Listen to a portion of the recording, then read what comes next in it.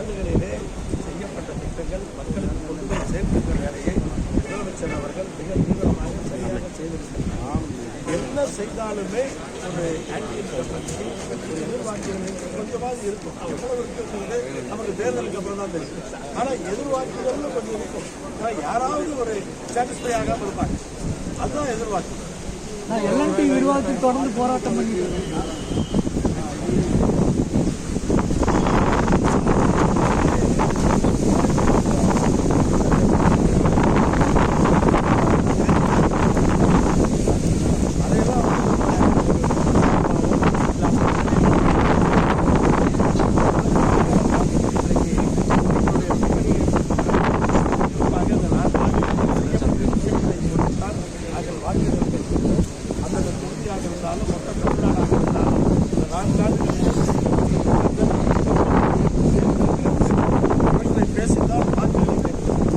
L&T விரிவாக்கத்தை தொடர்ந்து போராட்டம் பண்ணிட்டு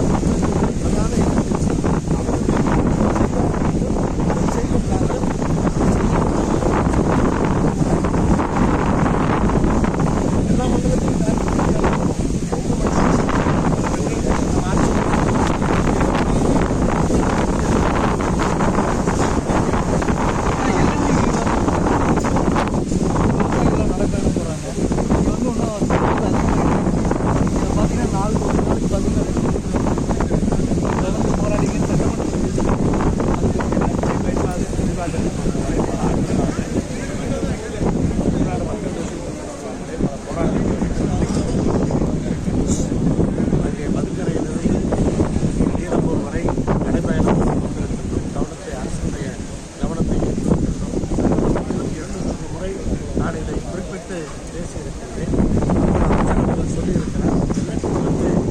2030 வரைக்கும் அக்ரிமெண்ட் இருக்கு சொல்லி அப்புறம் மத்திய அரசோடு பேசி பேச்சுவார்த்தை நடத்தி 193 கோடி எல்என்டி கொடுத்து இப்போது அதை எடுத்திருக்கிறார்கள். இப்போதான் நம்முடைய நாடாளுமன்ற உறுப்பினர் கணபதி ராஜ்குமார் அவர்கள் அது 600 கோடியிலே அந்த விரிவாக்கம் தயாராகிவிட்டது என்று சொன்னார்.